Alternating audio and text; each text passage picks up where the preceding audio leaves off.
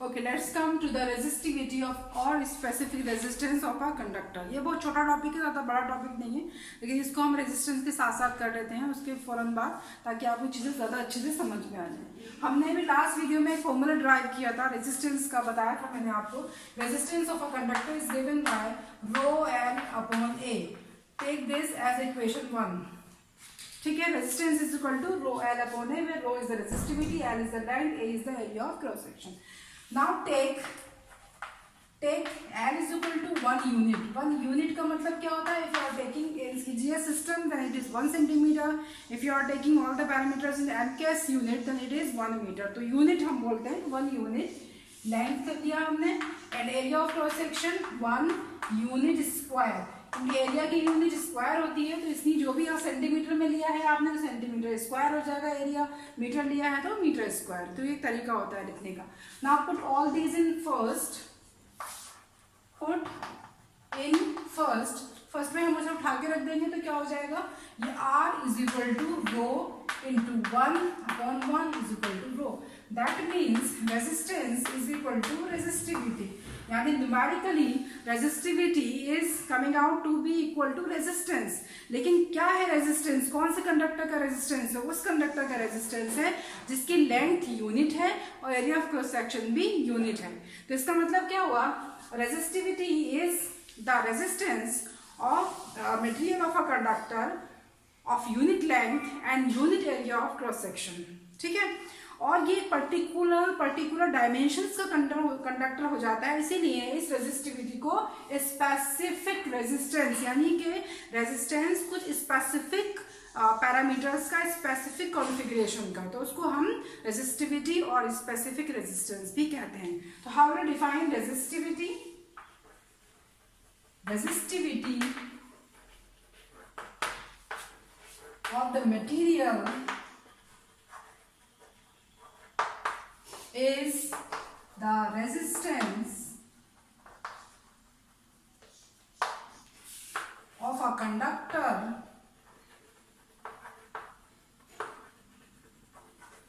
made up of that material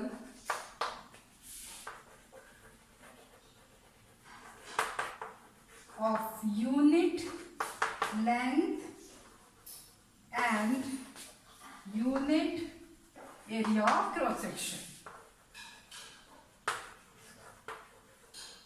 okay, तो ये it is also called specific resistance. क्योंकि specific कहलाता है क्योंकि इसके लिए डायमेंशंस जो होती है वो स्पेसिफिक होती हैं, यूनिट लेंथ लेते हैं, unit area of cross section लेते हैं। ठीक है, तो इट्स अबाउट रेजिस्टिविटी। अब दूसरी चीज, रेजिस्टिविटी जो है वो मटेरियल की कैरेक्टरिस्टिक होती है। ठीक है, यानी कि एक गोल्ड है, ये सिल्वर है, तो सिल्वर और गोल्ड की रेजिस्टिविटी कभी भी एक जैसी नहीं हो सकती है। सिल्वर, हम रेजिस्टिविटी की वैल्यू को देख के पता लगा देंगे कि किस मटेरियल की रेजिस्टिविटी है। एक पर्टिकुलर मटेरियल की resistivity at a given temperature remains constant, वो हमेशा हर जगह सेम रहती है, उसकी वैल्यू चेंज नहीं होती। सिर्फ और सिर्फ टेम्परेचर से वो उसकी वैल्यू चेंज हो जाती है गिवन कंडक्टर की, और टेम्परेचर सेम है तो रेजिस्टिविटी सेम रहती है। तो अभी हम बात कर रहे हैं कौन कौन से फैक्टर पर वो डिपेंड करती है, लेकिन उससे पहले हम बात कर लेते हैं इसकी यूनिट की।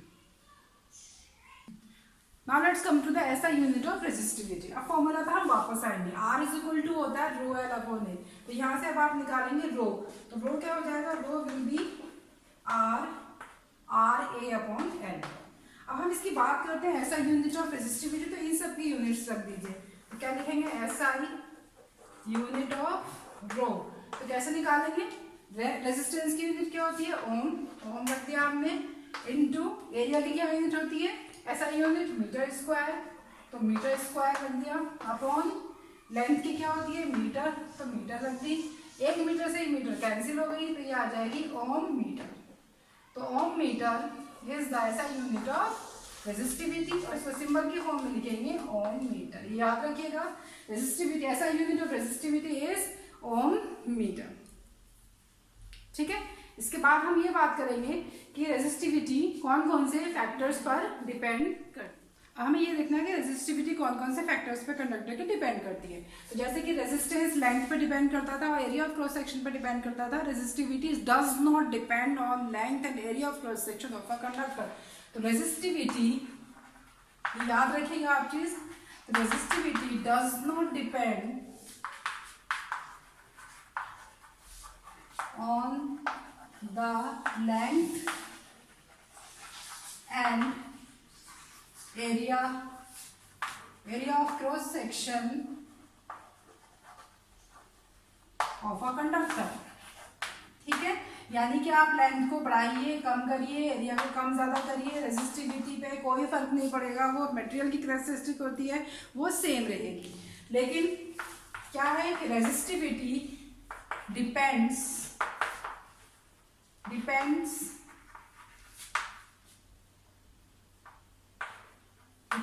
on the nature of a conductor,